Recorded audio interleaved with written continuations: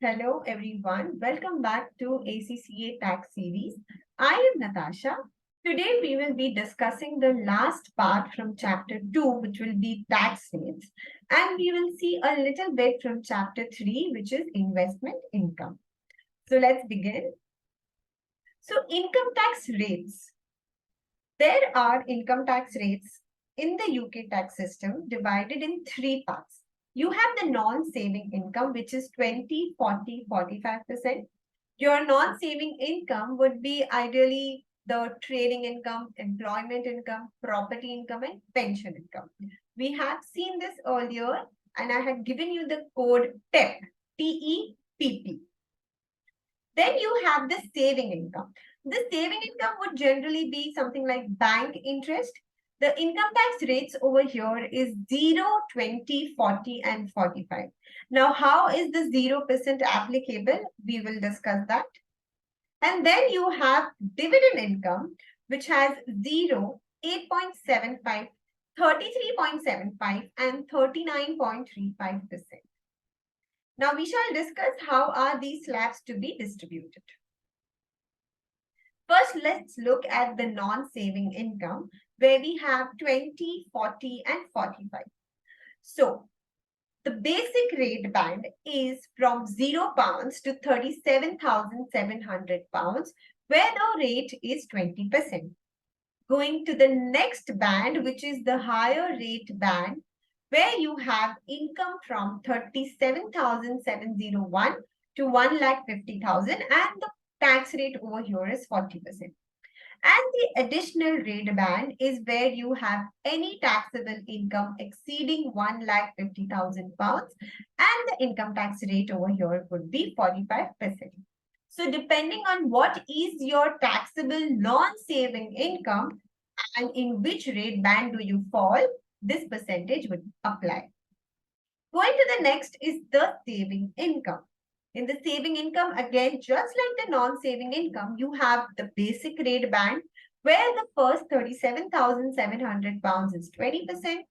The higher rate band where you have 37,701 to 1,50,000 at 40%. And the additional rate band, which is income above 1,50,000 to be taxed at 45%. Where is the nil rate band? Here. The nil rate band is when your non-saving income or your taxable income is less than 5,000 pounds. So how does this work? So basically, if you have a non-saving income of less than 5,000, in such a case, your first 5,000 from your saving incomes would be taxable at 0%.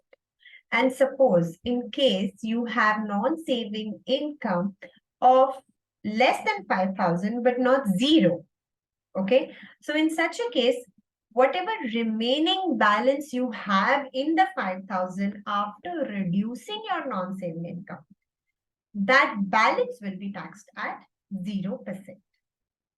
So let's understand this better. Your saving income tax rate application. The first is the starting rate. The starting rate is basically where you check how much is your non-saving income or taxable income. If in case it is less than 5,000, in such a case, your first 5,000 pounds of saving income will be taxed at 0%. Now, suppose for example, your non-saving income is 2,000 and you have a saving income of 7,000. In such a case, from the 7,000 of your savings income, 3,000 will be taxed at 0% because your non-saving income is less than 5,000. That is, it is 2,000. And the remaining 3,000 will be taxed at 0%. The remaining 3,000 will be available for saving income at 0% tax. I hope you're understanding this. Then you have the savings income rate, which is the next step. After you have applied the starting rate, you need to see whether, based on your income, you are a basic rate taxpayer or a higher and additional rate taxpayer. In case you are a basic rate taxpayer, in such a case, the next 1,000 of your savings income would be taxable at 0%.